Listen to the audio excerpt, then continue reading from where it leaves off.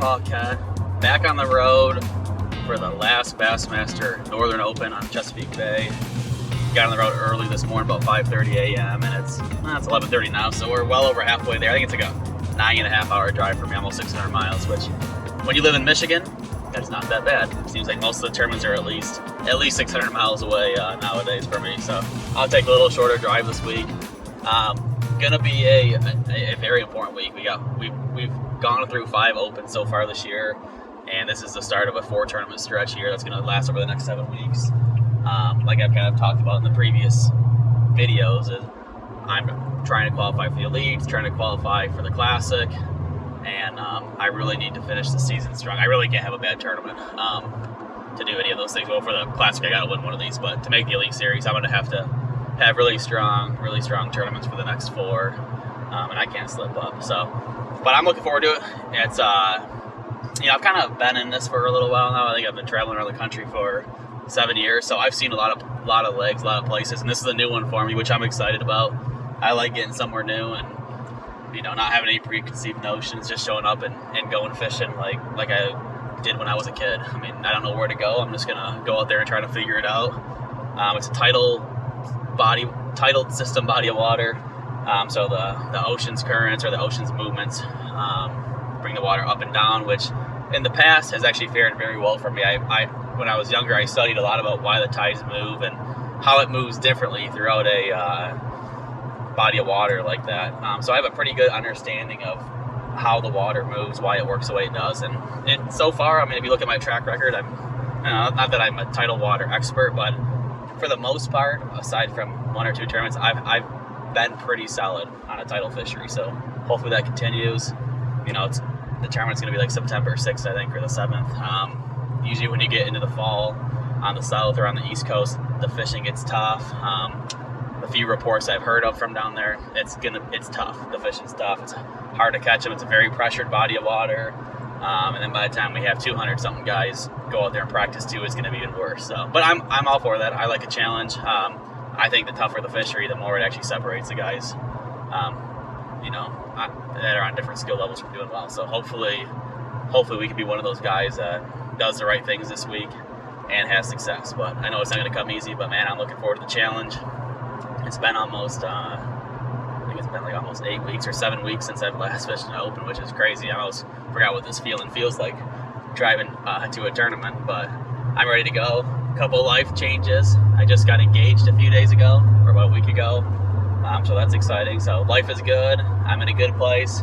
It's time to show up and catch them. Name of the game in fishing: burn it and spend it all. Alright guys, 10 hours later, we have arrived, doing some last minute things on the boat, working on some tackle. Beautiful Maryland, actually a pretty cool house this time. We're out here in the middle of the country, but we're on a winery. Little house off of a winery, which is pretty cool. I don't think we're gonna take much advantage of the winery this week, but for those of you that are looking to, this is a nice little place in Rising Sun, Maryland for you to look at. Here's the layout, pretty simple deal. This is what I'm excited about: full fridge and freezer, always key. We have a bunch of food in there, dishwashers, which is nice, good oven. As you guys know, pretty much all my stuff's in the oven. I just got a microwave. Pretty good little deal, and it was cheap too. I think, same with my buddy Chris, I think we're like 50, 60 bucks a night if that, so it's not terrible. Coming upstairs, pretty simple up here, just 2 rooms. You got a nice big bed. I got a nice big bed, and that's it. That's about all you need when you're on the road traveling for tournaments. So, yeah, excited. Airbnb is always a worry, because you talk to them, you tell them you need parking space for the boats and all that, and then a lot of times you show up and it's not what you thought it is. But this one definitely passes the test. So that'll be good. Stress-free, easy week for us. All right, I'll see you.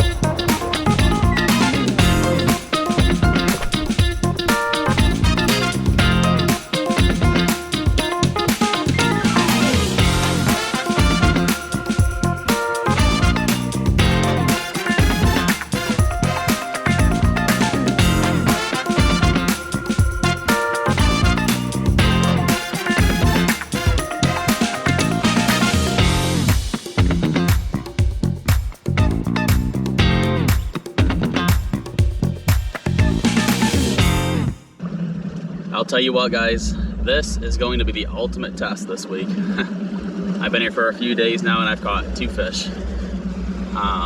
It's just really hard. I knew it was gonna be tough getting down here, but not quite this tough. I mean, usually when the fishing is tricky like this, you can always go fish obvious things, whether it's like riprap on a bridge or some docks, and just catch something. Not that they're gonna be big bass, but usually you can catch something, and that's just not the case here. I mean, I guess the one thing I have going for me is the 2 fish I caught were on the exact same spot.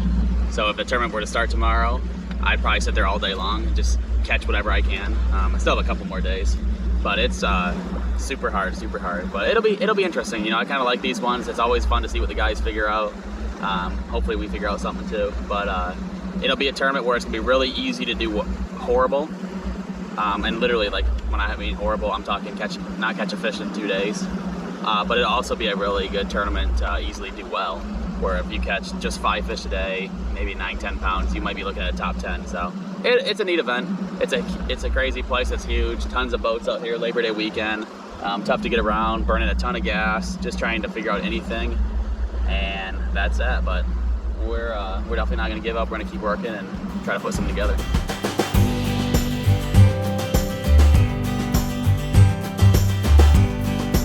All right, guys. Here's the first for me. Snakehead. I don't know much about them, but I know that they are crazy. You know, they got a bunch of teeth in them. I guess they're pretty good to eat.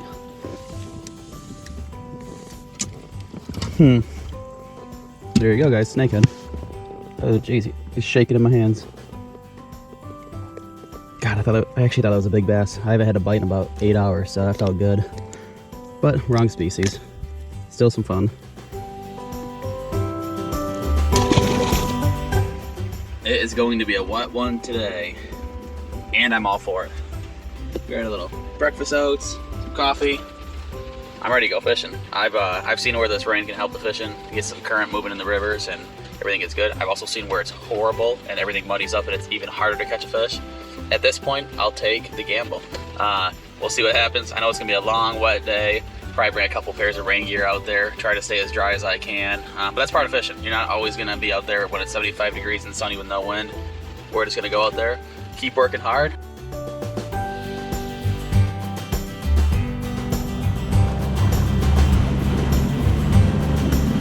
Now here is what a tough week of practice looks like. Just wrapped up here, final day of practice. Yeah, it's just hard. That's the only thing I can say. It's just hard. It's hard to catch fish. I'm gonna be out here rigging for a lot of hours today. Everything has to be perfect. I need to have, I don't know, 20 plus rods and reels ready to go for every situation. Every hook has to be right. Every line has to be tied right. You literally can't, me and my buddy were talking, you can't lose a fish in this tournament. Every fish you lose is honestly probably gonna be one less in your limit. I mean, the chances of catching 5 are pretty slim. So if you lose 1, that's 4. If you lose 2, that's 3. And that's on a good day. So things are gonna have to be really perfect. The stakes are high for every fish. And I kind of like that. So I like getting real technical with the tackle. I'll make sure everything's right for me, and just be prepared for every situation. If I come across a dock I want to fish, I'll have it. Come around some weeds, come around deep wood, I mean rocks, everything I want to be prepared for. I do not want to leave anything out there. That's what we're about to do. So I'm gonna be out here, just starting to rain, which is beautiful. I'm gonna put on my rain jacket and get to rigging some rods.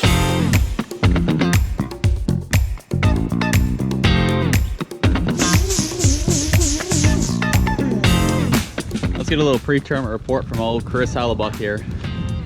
To me, this is the baddest dude in Southeast Michigan right now, fishing tournaments.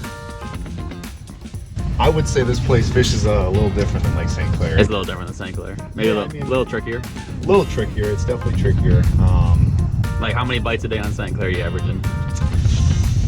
You know, a good day on St. Clair, you might, in the summer, like 30. 30 bites. And what's a good, like, 7 days here? About 30. A good 7 days here, yeah. If you took like 3 guys and combined them, you might get to 30. But the good news is, if we have a bad tournament, you might find us at that winery after this. Breakfast of champions right here, guys. Overnight oats. That way I don't have to wake up at 4 a.m. and mess around and make anything. protein powder, chia seeds. I really don't even know what these do, but my fiance says to put them in there. Maybe something for your digestive health. And some almond milk. That's all it is, pretty simple. Let that sit overnight. That way I can wake up and just eat it. It's pretty good, tastes good. More importantly, gives me good energy for the day. Doesn't upset my stomach or anything like that. All things you gotta think about when sitting on the boat for 8 hours, 10 hours. Overnight, that is gonna be a good breakfast right there. All right, guys, day one morning. We're about to kick off here, about 20 minutes away. It's 6:11. And it's a beautiful morning. It's kind of cloudy, you can see. Winds are real calm. It was supposed to be pretty windy today, which had me worried because I'm gonna make like a 40-mile run to start. But it's calm. It should be a nice ride down there. And it just looks like a good fishing day. So I'm excited about it. I'm ready to get out here and get going. We know it's gonna be tough. We know I'm gonna have to grind for every single bite, but I'm looking forward to it. Looking forward to the challenge and seeing where we stack up. Time will tell.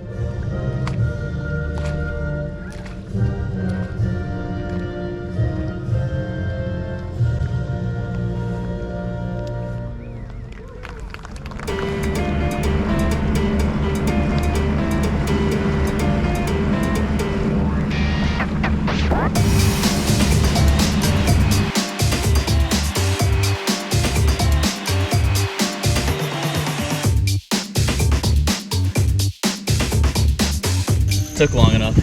Been fishing almost 3 hours, finally got one. That's a good fish. And I just changed up. I started pitching these cattails here, and right away I caught this one. So hopefully this will clue us in on something today.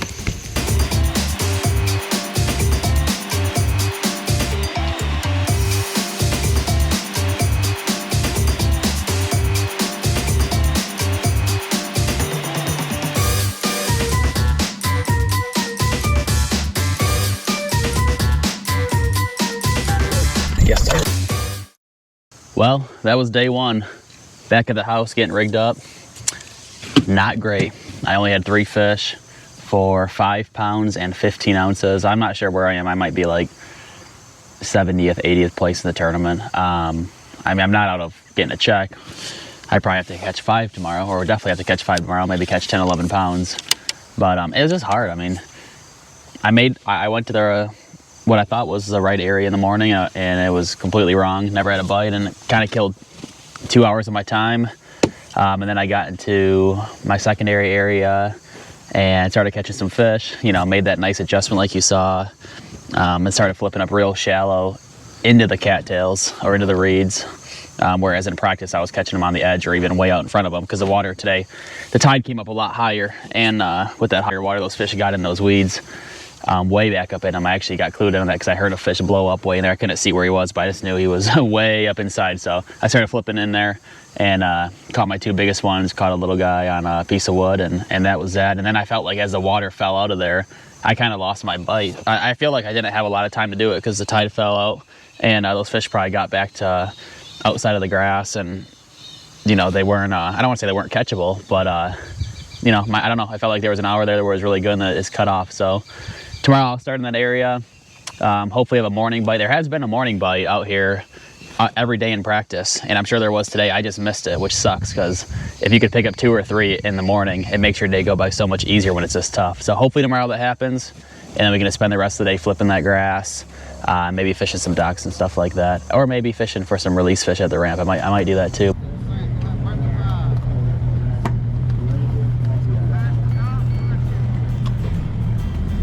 Come on, Garrett. 3:30. 3:30, bro. This is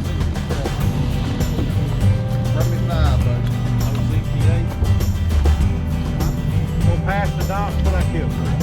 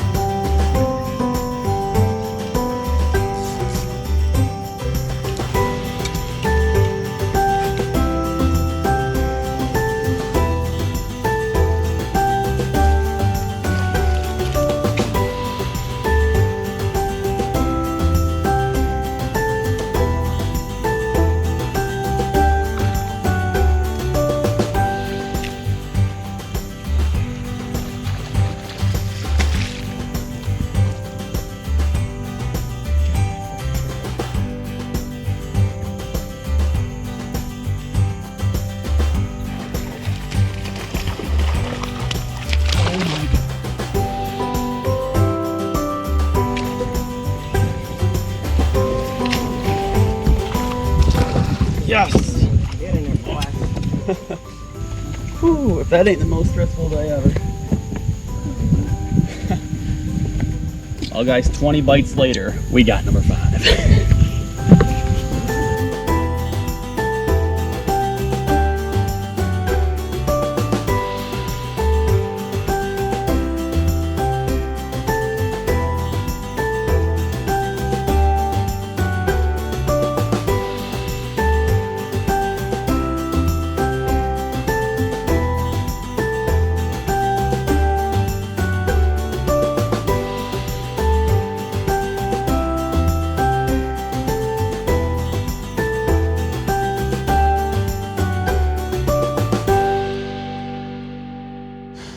Hey guys, tournament is over and Chris has something to show off. Bam, 25th place finish. First, Upper Chesapeake Bay bass fishing. Upper Chesapeake Bay bass fishing. And you know what? I snuck into one of the last checks at 38th place. So it was actually a pretty sweet week. And actually, what was cool about it was the teamwork this week. Like I kind of talked about on day one, I felt like those fish were moving into those reeds or cattails or whatever you want to call them. But I only caught 2 doing it, like I didn't find the right thing. I told Chris about it. We both kind of ran around like crazy. On day 2, I wasn't catching anything. I had one, decent fish over halfway through the day, and he found a stretch that was loaded with them. He actually came over to me on the water, told me about it, and then I went over there and caught almost all my fish. And I lost some, I lost a bunch of fish and had a bunch of bites. He caught like 25 fish today. He crushed them. So it was a pretty sweet day. I needed actually a higher finish to kind of boost myself towards my goal. So we didn't quite accomplish that.